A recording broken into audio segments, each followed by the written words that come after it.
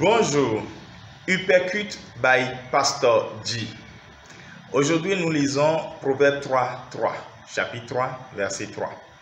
Que la bonté et la fidélité ne t'abandonnent pas. Lis-les à ton cou et écris-les sur la table de ton cœur.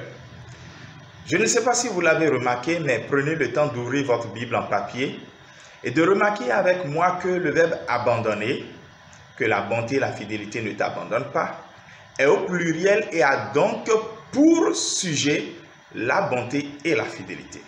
Donc c'est la bonté et la fidélité qui ne m'abandonnent pas. Cependant, la dernière partie du verset me montre que j'ai une action intentionnelle, j'ai une décision à prendre pour que la bonté et la fidélité soient avec moi tout le temps. Ce que j'ai à faire, c'est de lier la bonté, la fidélité à mon cou et de les écrire sur la table de mon cœur. Je pense que cette construction de ce verset, de cette portion des Saintes Écritures n'est pas anodine. Ce que Dieu veut nous montrer est très clair. La bonté et la fidélité sont deux aspects du fruit du Saint-Esprit mentionnés dans Galates chapitre 5, le verset 22. Ce matin, j'aimerais juste rester sur l'aspect fidélité, afin que nous puissions voir que le message délivré dans Proverbe 3.3, c'est que nous devons mettre en application les aspects du fruit de l'esprit pour que ce fruit soit toujours mûr en nous. Il s'agit de gérer un fruit à maturité.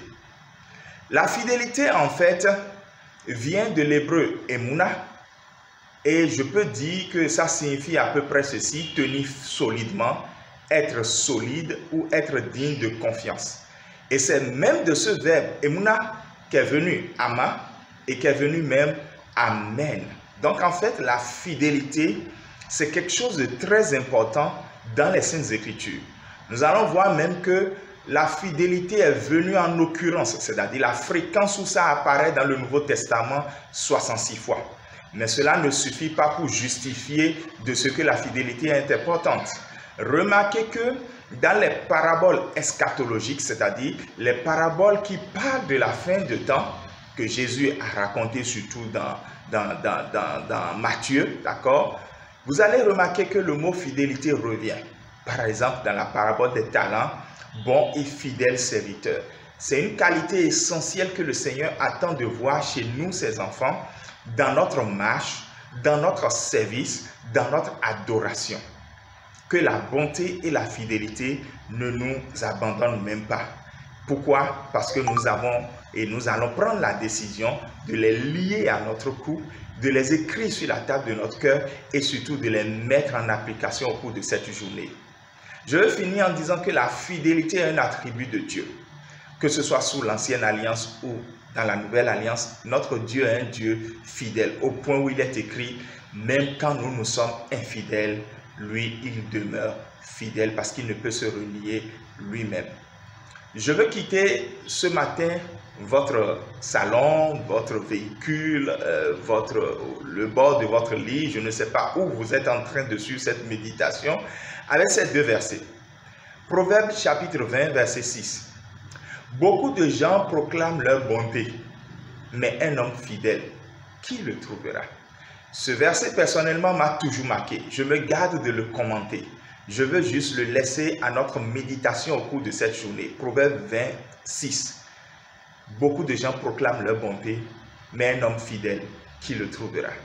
Et je laisse un autre verset de Proverbe 20 toujours. Et ça, c'est autant pour moi en tant que leader que pour tous les autres leaders, à quel niveau vous êtes positionnés, influençant la vie de une ou de milliers de personnes.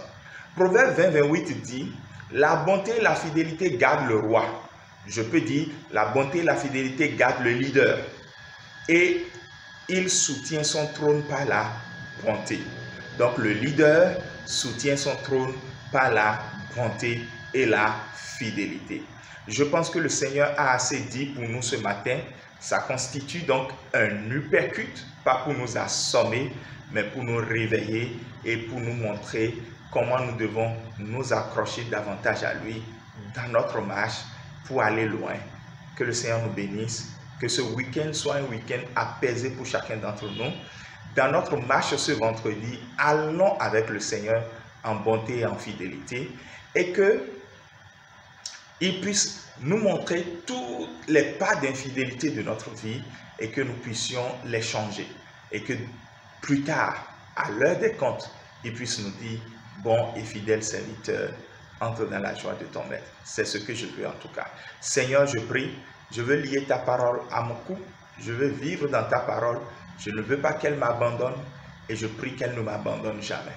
Seigneur, conduis-moi à demeurer dans la bonté, à vivre dans la fidélité.